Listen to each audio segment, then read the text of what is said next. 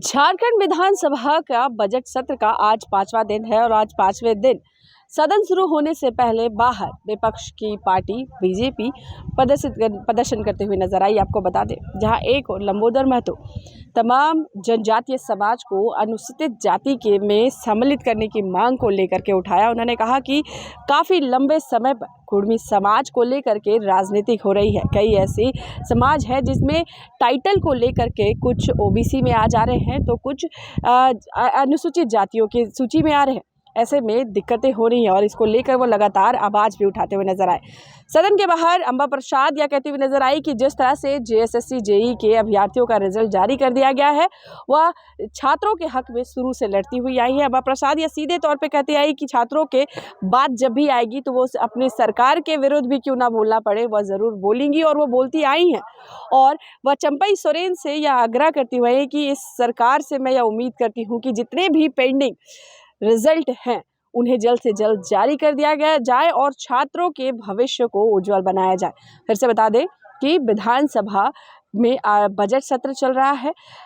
वित्तीय वर्ष 2024-25 को लेकर बजट पेश की जा चुकी है और अब तमाम चर्चाएं बजट को लेकर के चल रही है। और इसी बीच जेएसएससी सीजीएल पेपर लीक मामला 2023 को लेकर के अभी किसी भी तरह का कोई निर्णय नहीं आया है।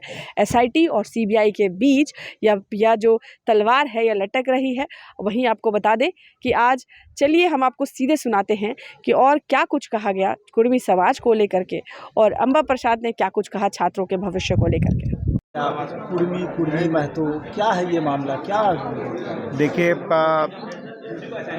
झारखंड सरकार के कैबिनेट का निर्णय है। झारखंड सरकार के कैबिनेट का निर्णय 23 नवंबर 2004 का कि झारखंड राज्य की कुर्मी को, घटवार को और तेलीकोल को अनुसूचित जनजाति में शामिल करेंगे। और 2004 से अभी 20 साल बीत गए, आज तक ये निर्णय ही रह गया। इस निर्णय के साथ फुटबॉल की तरह इसको खेला जा रहा है। इसके साथ ही देखें तो 8 जनवरी 2013 को कैबिनेट का निर्णय है कि खरा चातर, मवाठार और चतुरचट्टी जैसे दर्जनों नए प्रखंड निर्माण हम करेंगे।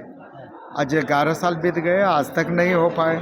इसके साथ ही अगर आप देखेंगे तो कई ऐसी जातियां झारखंड में, जैसे कमार है, करमाली है, लोहार है, लोहरा है, बड़ाइक है, चिक बड़ाइक है, ये सब एक ही जाति की है। एक जाति, एक ही परिवार के रहने के बावजूद खतियान में अंकित शब्द के कारण किसी को, अब कमार शब्द अंकित है तो उसको पिछड़ी जाति का प्रमाण पत्र बन रहा, अगर करमाली है तो उसको अनुसूचित जनजाति का बन रहा। तो कहीं न कहीं इस तरह यही हाल अब बड़ाइक और चिक बड़ाइक के साथ, यही स्थिति लोहार और लोहरा के साथ होती। इन सारे विषयों को सरकार एक उच्च स्तरीय कमेटी बनाए और एक ठोस निर्णय लेते हुए कमार, करमाली, बड़ाइक, चिक बड़ाइक, लोहार, लोहरा सभी को अनुसूचित जनजाति का प्रमाण पत्र निर्गत करे।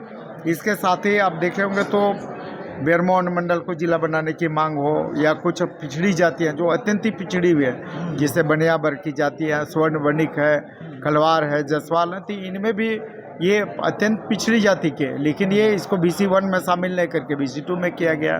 तो इन सारे विषयों पर सरकार का ध्यान आकृष्ट करने के लिए धरने पर है।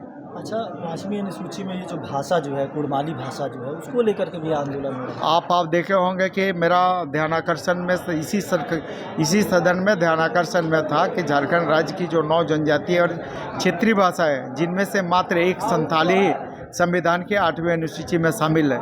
जो अन्य जनजातीय और क्षेत्रीय भाषाएं जो 8 बची हुई है, इन सभी 8 जनजातीय और क्षेत्रीय भाषाएं जो संविधान के 8वें अनुसूची में शामिल नहीं है, उसको शामिल करने के लिए सरकार पहल करे। और सरकार का आश्वासन भी आया था कि हम गंभीर हैं, इस दिशा में प्रयास करेंगे, प्रक्रिया अपना के संविधान के 8वें अनुसूची में शामिल करने की दिशा में कारगर उपाय करेंगे। लेकिन सरकार के ये सदन में दिया हुआ आश्वासन अभी आश्वासन ही। तो कई आदिवासी अगुआ का कहना है कि जनजाति को अनुसूचित जाति में जो शामिल करने की मांग है, ये सरासर बेबुनियाद है। यानी कि आदिवासियों को गुमराह करने का, पैसा कमाने का, गुमराह करने का ये बात वही लोग कहते हैं जिनको तथ्यों की जानकारी नहीं है। ये बात वही लोग कहते हैं जिनको झारखंड के इतिहास भूगोल की जानकारी नहीं है। ये बात वही लोग कहते हैं जिनको यहाँ के जातियों और जनजातियों, इनकी परंपरा, इनकी संस्कृति, इनकी भाषा, इनकी लोक प्रथा, इनके बारे में जिनको जानकारी नहीं है, अगर उनको जानकारी रहती तो शायद ये बातें नहीं करते। तो ज़्यादा बेहतर उनके लिए होगा कि पहले ज्ञान अर्जित करें, अध्ययन करें यहाँ के इतिहास भूगोल के बारे में, यहाँ रहने वाली जो आदिम और आदिवासी हैं, जो मूलवासी है, उनका इतिहास जानें, उनका तथ्य देखें और उसके बाद ये बात करें तो ज़्यादा बेहतर होगा। जिस तरह से अभी फ़िलहाल शीतल होदार ने एक महारैली भी किया था, इसको लेकर के कहा था कि केंद्र सरकार का विरोध करेंगे, 9 सीट भी नहीं आने देंगे। इसी का प्रतिकार करते हुए लक्ष्मी मुंडा ने कहा है कि केवल गुमराह करने का काम है लोगों को। नहीं, ये कोई गुमराह करने की बात है। लक्ष्मी मुंडा जी को जानना चाहिए कि 2013 का नोटिफिकेशन लक्ष्मी मुंडा जी देख ले। लक्ष्मी मुंडा जी 1931 ईस्वी का नोटिफिकेशन पढ़ ले। लक्ष्मी जी पटना हाईकोर्ट का 5 जजमेंट्स है, उसको लक्ष्मी मुंडा जी पढ़ लें। उसके बाद लक्ष्मी जी मुंडा जी बताएं तो ज़्यादा बेहतर हो। उनको ये ज़्यादा बेहतर होगा कि इन चीज़ों का अध्ययन कर ले पहले, उसके बाद कोई बात करें तो ज़्यादा बेहतर होगा।